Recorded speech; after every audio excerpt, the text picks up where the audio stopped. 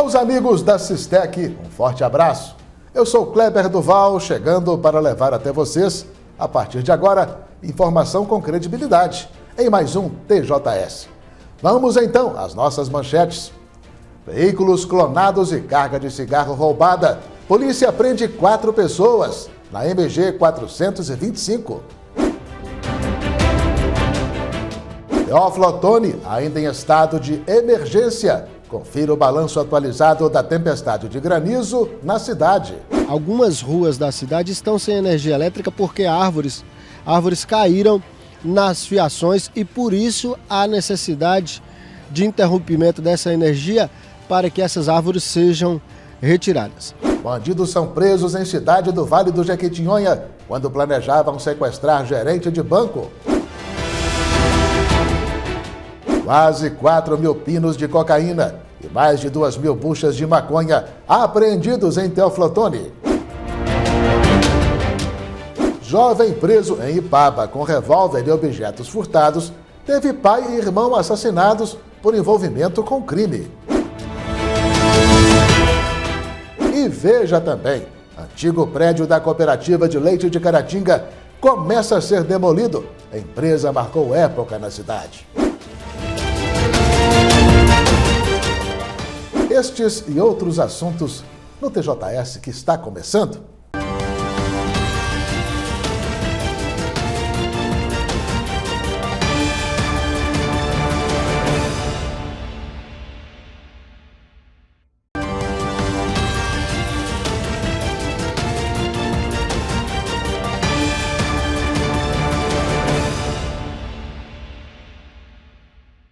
Olá, amigos, bem-vindos de volta ao TJS. Na tarde desta quarta-feira, 23, a Polícia Militar prendeu 4 pessoas envolvidas em um roubo de carga de cigarros em Bom Jesus do Galho. Uma denúncia anônima ajudou nos trabalhos. A van carregada com material roubado, uma carga expressiva de cigarros, foi levada para a Delegacia de Polícia Civil de Caratinga no final da manhã desta quarta-feira, após a polícia capturar os autores do crime. Um outro carro de passeio na cor preta também estaria envolvido no roubo. 4 pessoas foram presas. Tudo começou quando a Polícia Militar Rodoviária e a equipe Tático Móvel realizaram uma operação preventiva conjunta na MG 425, rodovia que liga Caratinga e Vargem Alegre. Uma informação da Polícia Rodoviária de Ipatinga dava conta de que uma pessoa havia denunciado uma atividade suspeita entre 3 veículos na rodovia LMG 759 em Bom Jesus do Galho, que dá acesso a Córrego Novo e Pingo d'Água. Essa pessoa achou estranho 3 veículos, entre as duas vans, sedã de cor preta, que poderia ser um Ford Ka ou um Ford Fiesta. Que as pessoas aparentemente estavam tirando uma carga de um veículo e transbordando para o outro. A Polícia Militar Rodoviária, que já estava posicionada na rodovia, visualizou um carro com características semelhantes ao da denúncia. Percebemos um veículo, um Ford Ka de cor preta, demos voz de parada para ele. No primeiro momento ele receou em acatar nossas ordens. Nós fomos mais rígidos com ele parou logo à frente. E essa van é uma Sprinter, de cor branca. Ela vinha logo atrás desse veículo e evadiu da nossa guarnição. Assim começou a perseguição à van por parte da equipe Tático Móvel, que também estava posicionada no local. Eles percorreram parte da rodovia até entrar para a zona rural. Percorreram em torno de uns 3 a 4 quilômetros. A perseguição nossa deu continuidade até que eles entraram em uma propriedade que era sem saída. Não tendo como fugir, eles desembarcaram, eram 2 indivíduos. Iniciamos a perseguição pelas plantações. Um dos indivíduos entrou no lamaçal, não conseguiu se deslocar. Esse, inicialmente, eu realizei a prisão. E o segundo indivíduo, ele teria adentrado um pouco mais a propriedade, mas o sargento Rodrigues, ele conhece a região ali, ele deu a volta na propriedade e conseguiu praticamente dar de frente com o indivíduo. Com os 2 homens capturados, os policiais voltaram para a van e identificaram a carga de cigarros que havia sido roubada. Tanto a van quanto o Ford Ka utilizados no crime estavam adulterados. para a prática, né? Então eles tentavam se esquivar ali tanto de identificação, se de repente circular com o veículo com a placa de crime seria identificado ou abordado por câmeras, essas situações. Então eles praticamente adulteraram todas as placas dos veículos que transportavam os materiais que eram produto de crime. Ao todo, 4 pessoas foram presas, as que ocupavam a van e as que estavam no Ford Ka, mas nenhuma delas confessou o crime. Fala assim, ele colocou o revólver em mim. Não, quem colocou o revólver em mim era ele, era o outro, né? Então fica complicado de tentar entender ele, mas a informação que chegou para a gente, da forma como eles chegaram no momento da abordagem, tudo indica que todos estavam em conluio, né, para a prática desse crime. Então, era como se fosse um veículo de escolta para identificar se tinha alguma equipe policial à frente e o veículo logo em seguida para passar por tranquilidade, caso o primeiro fosse abordado. E Teófilo Otoni ainda vive o drama da tempestade de granizo, acompanhada de fortes rajadas de vento, que se abateu sobre a cidade na noite da última segunda-feira. Há desabrigados e desalojados na localidade, devido a destelhamentos e mesmo desabamento de moradias, provocados pela tormenta. Vamos saber agora como anda a situação por lá, com o repórter da TV Imigrantes, Leandro Brito. Olá, Kleber, tudo bem? Aqui em Teófilo Otoni, nesse momento, está acontecendo a limpeza da cidade. Muita lama invadiu as ruas de Teófilo Otoni. Existem muitos galhos de árvores espalhados pela cidade. A Defesa Civil já está enviando à imprensa alguns dados dos atendimentos que aconteceram. Segundo a Defesa Civil, foram mais de 100 chamadas registradas. 64 dessas chamadas foram ocorrências efetivas. Deslizamentos, foram 29 casos aqui em Teófilo Otoni. 50 pessoas estão desalojadas. Alagamentos, aconteceram 7 alagamentos por toda a cidade. Existem 4 casas em situação de risco. 2 pessoas se feriram levemente, foram medicadas na UPA, já receberam alta e estão em casa. Bom, a Defesa Civil fala que aconteceu aqui em Teófilo Otoni, na Zona Norte, 29 ocorrências, na Zona Sul, 26 ocorrências e no Centro, 9 ocorrências. Bom, um outro fato também que chama bastante atenção é que, parcialmente, algumas ruas da cidade estão sem energia elétrica porque árvores caíram nas fiações e, por isso, há necessidade de interrompimento dessa energia para que essas árvores sejam retiradas. Como eu te falei, é necessário uma força-tarefa que está sendo montada pelo Gabinete de Crise da Prefeitura de Teófilo Otoni para atender a população, já que a cidade está bastante suja, com muita lama, e essa força-tarefa tem que trabalhar rápido para que as ações e as atividades aqui na cidade de Teófilo Otoni voltem o mais rápido possível. Eu volto com você aí do estúdio, direto de Teófilo Otoni, repórter Leandro Brito. E uma mulher de Inhapim foi denunciada à justiça pelo Ministério Público por racismo. Ela teria chamado uma outra de macaca. A vítima seria uma cunhada dela, de cor negra. A ofensa racial teria sido feita há 7 anos, no bairro Santa Cruz, em Inhapim. A denúncia foi apresentada pelo promotor de justiça daquela comarca, Jonas Júnior Linhares Costa Monteiro. Para oferecer a denúncia, o promotor se baseou em inquérito policial que detalhou como teria sido a ofensa. A acusada, hoje com 63 anos, teria dito à cunhada dela as seguintes palavras: "Sua macaca, você tem que limpar a casa da minha mãe, porque o tempo da escravidão ainda não acabou." As duas já haviam tido desentendimentos anteriores. Segundo o inquérito, o promotor Jonas Júnior pede a condenação da denunciada de 1 a 3 anos de reclusão em regime fechado, por crime de injúria racial. Em Itaobim, no Vale do Jequitinhonha, a Polícia Militar prendeu na noite desta terça-feira 3 indivíduos que pretendiam assaltar uma agência bancária da cidade.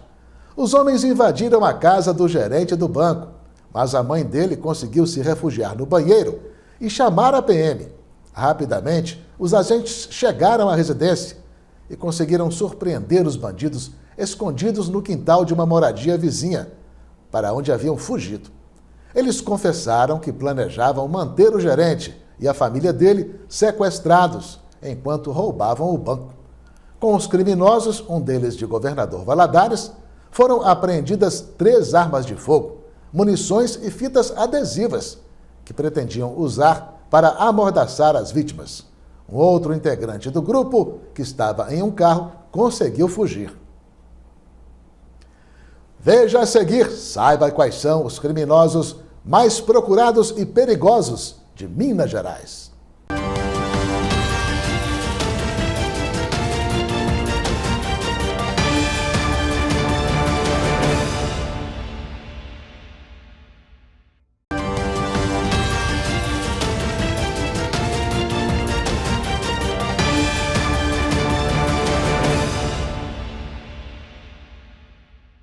Olá, vamos seguindo juntos com o nosso TJS?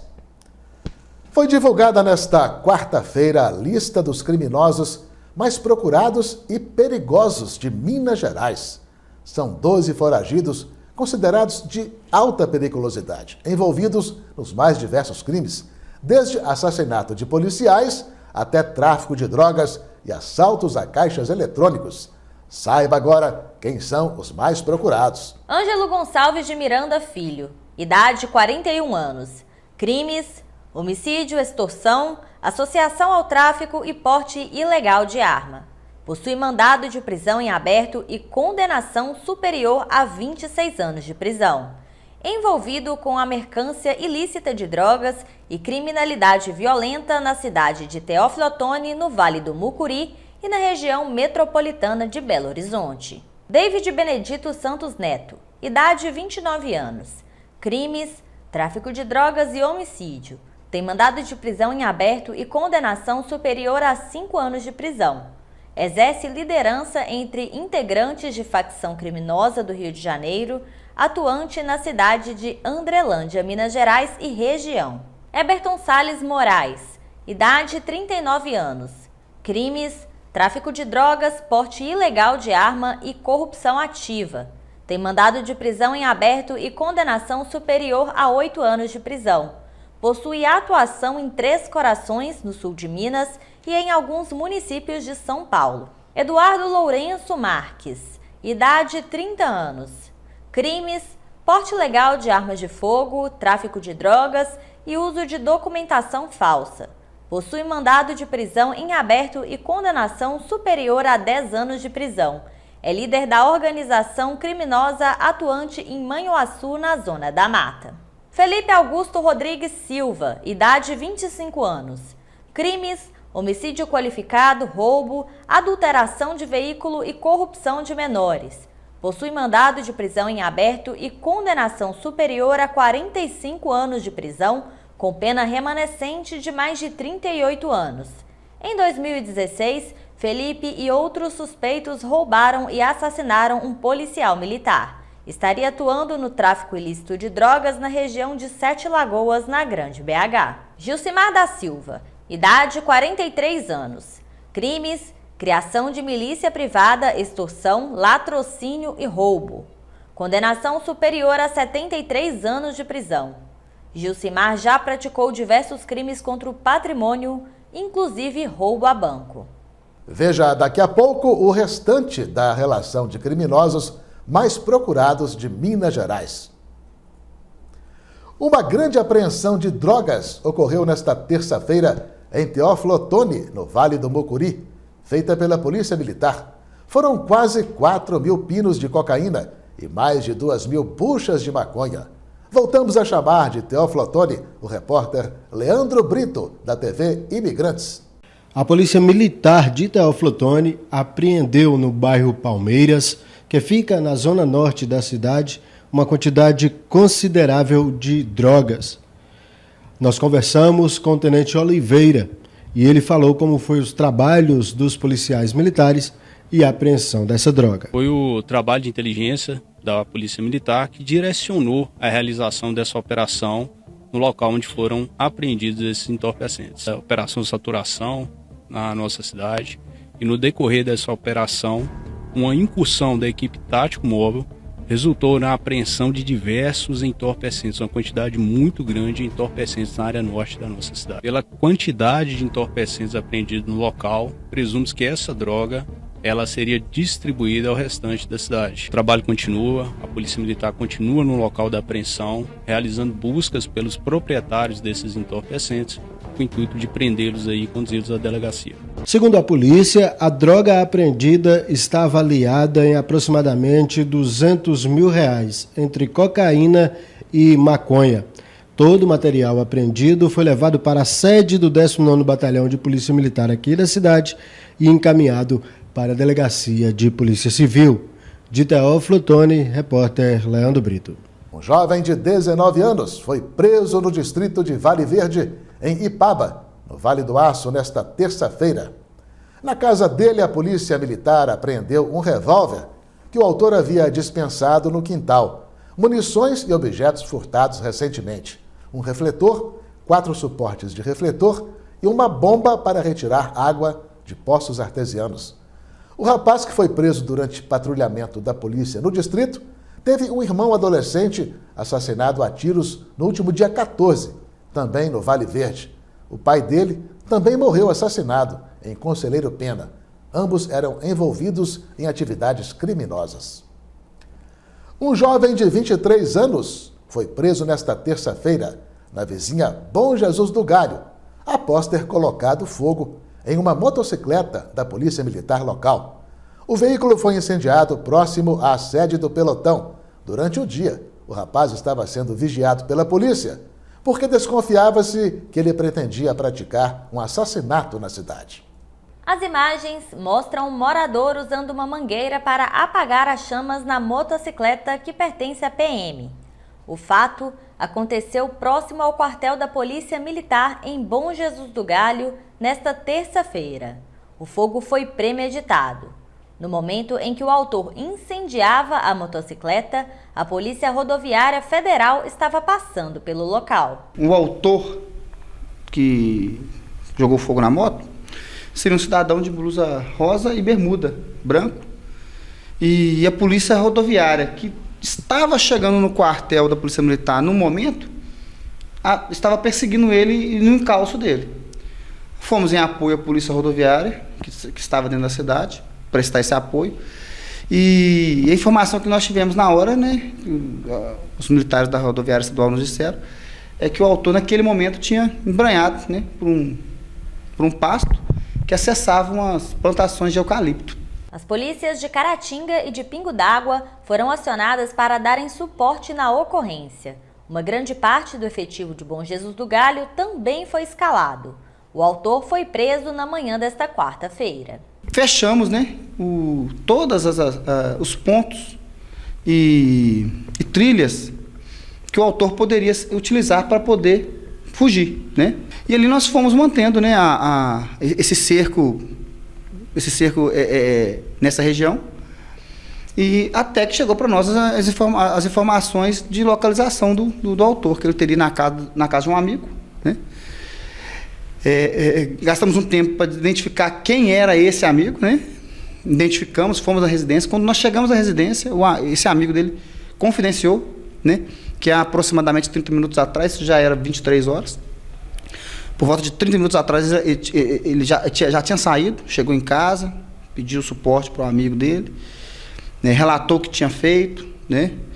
Ele contribuíram com ele aí com calça, blusa de frio, chinelo, porque estava descalço, né, sem camisa.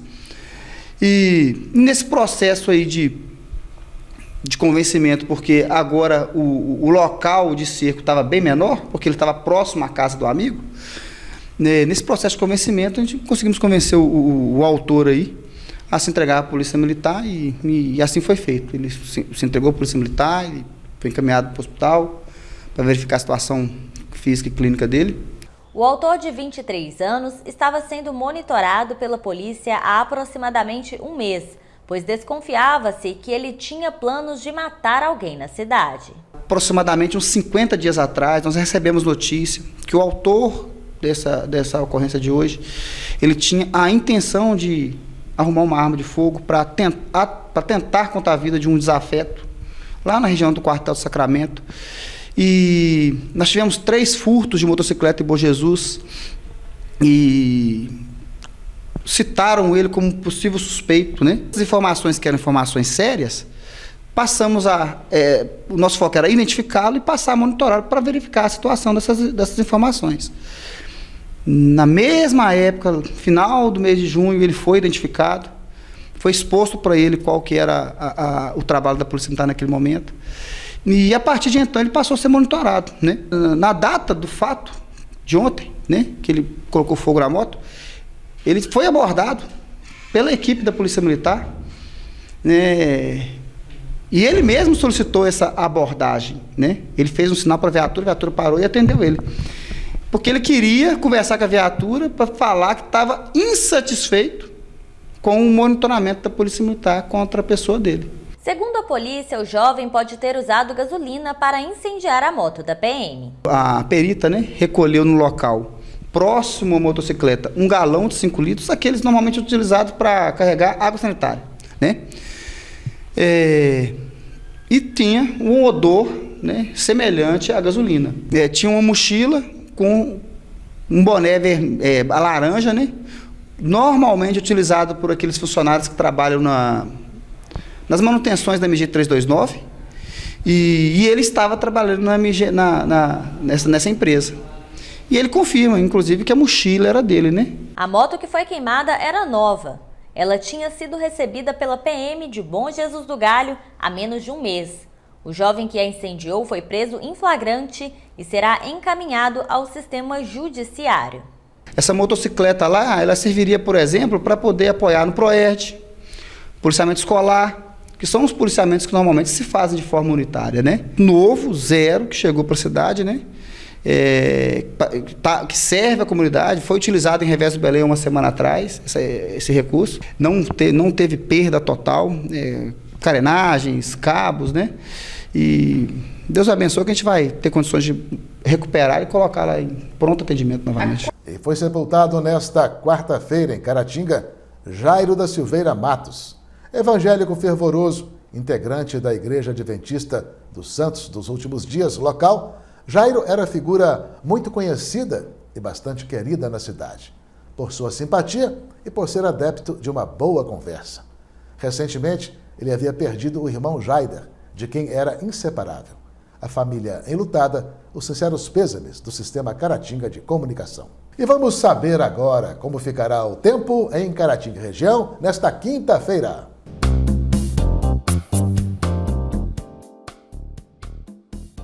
De acordo com o site Clima Tempo, a previsão para esta quinta-feira em Caratinga e região é sol com algumas nuvens e não chove. Em Ipatinga, a mínima deve atingir os 21 graus e a máxima 34 graus. Em Piedade de Caratinga, os termômetros devem variar entre 16 graus e 33 graus. Já em Bom Jesus do Galho, as temperaturas devem ficar entre 16 graus e 34 graus. Para Caratinga, a mínima deve atingir os 16 graus e a máxima 33 graus. Veja a seguir, criação de carneiros. Pouco comum na região. Atividade vem sendo tocada com sucesso em São Domingos das Dores.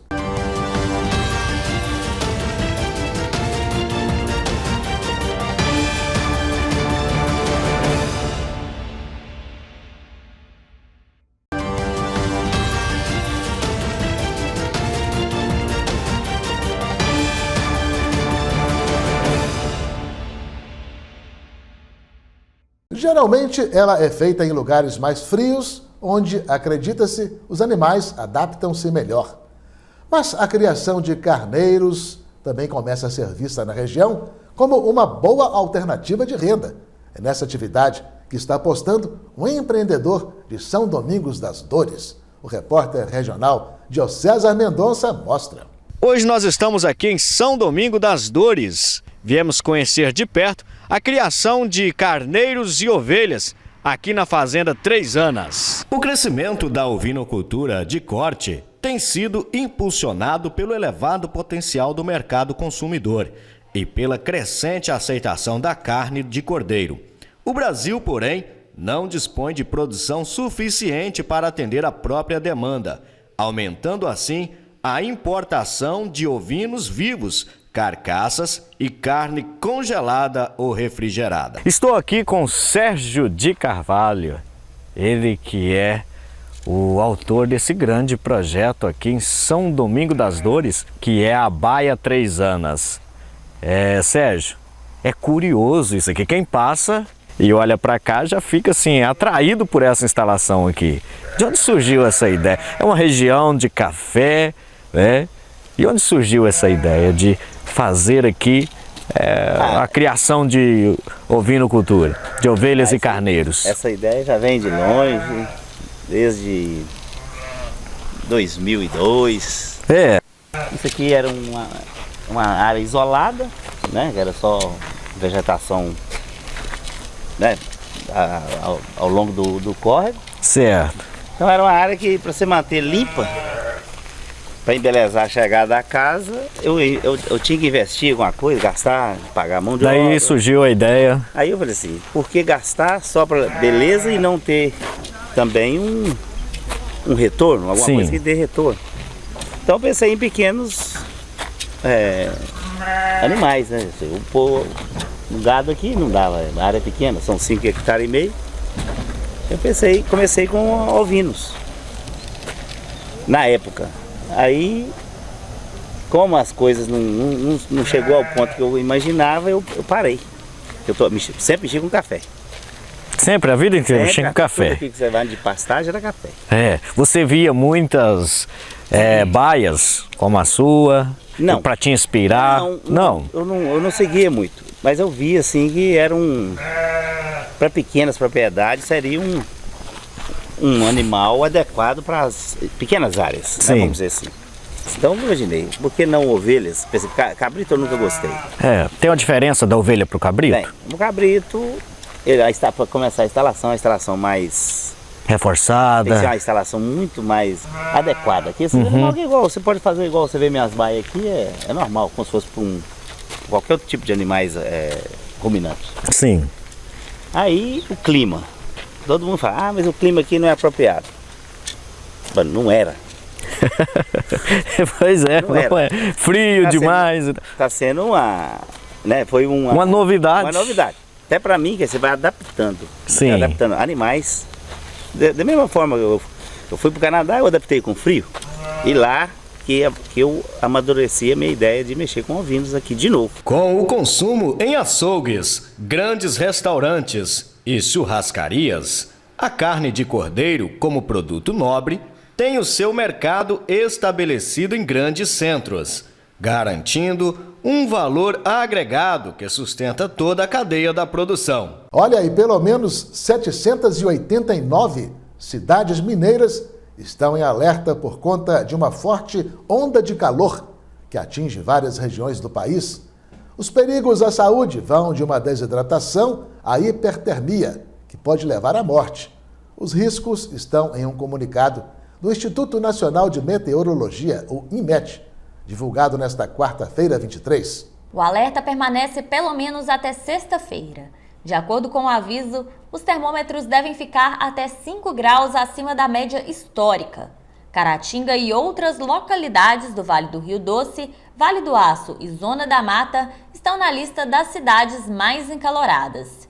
O INMET recomenda a todos a tomarem cuidado com a onda de calor, bebendo bastante líquido, ingerindo alimentos leves, usando roupas frescas e evitando se expor ao sol quente, dentre outros cuidados, evitando assim problemas de saúde. E o antigo prédio da Cooperativa dos Produtores de Leite em Caratinga, no bairro Floresta, começou a ser demolido. A construção estava abandonada há décadas e vinha sendo usada como depósito de lixo e morada para sem-tetos.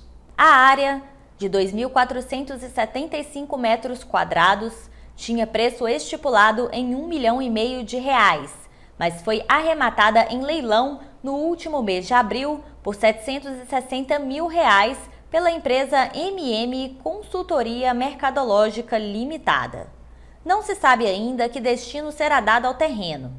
A demolição total do edifício depende da remoção de um homem em situação de rua que alega dormir no local e não ter para onde ir. Para os trabalhos serem completados, será necessária a intervenção da prefeitura, que ficará responsável por alojar o indivíduo. As informações foram publicadas no jornal Diário do Aço.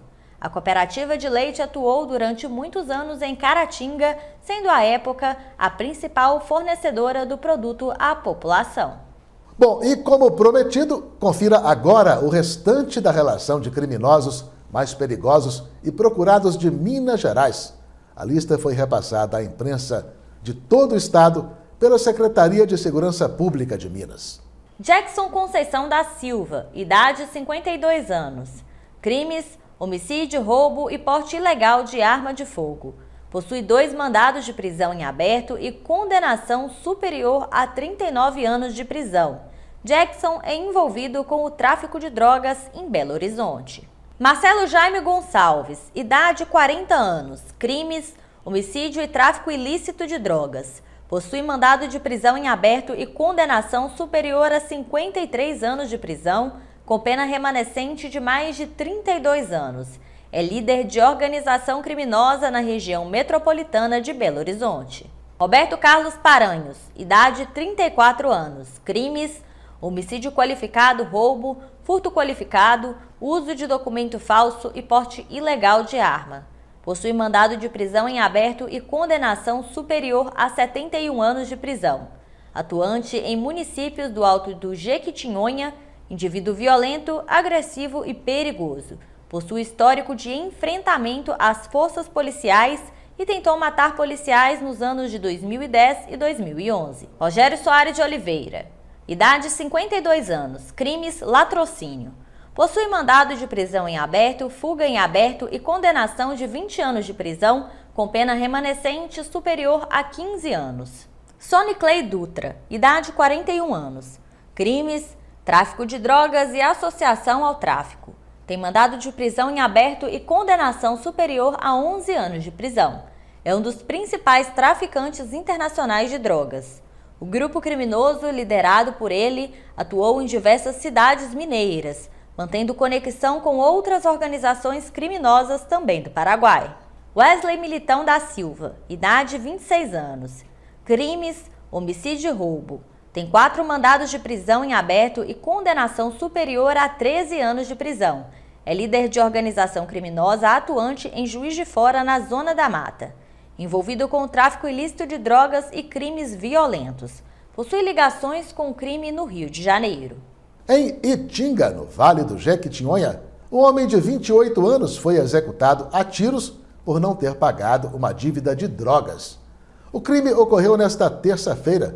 O autor do assassinato, egresso do sistema prisional, de 20 anos, usava a tornozeleira eletrônica, o que facilitou o seu rastreamento e localização pela Polícia Militar.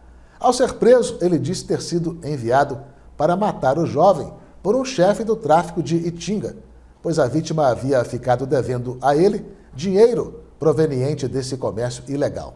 O jovem foi morto com diversos tiros e teve o corpo encontrado em uma área de mata. Agora, a polícia está atrás do mandante da execução. Ok, obrigado aí por sua audiência. Nos veremos de novo no próximo TJS. Grande abraço a todos e até lá.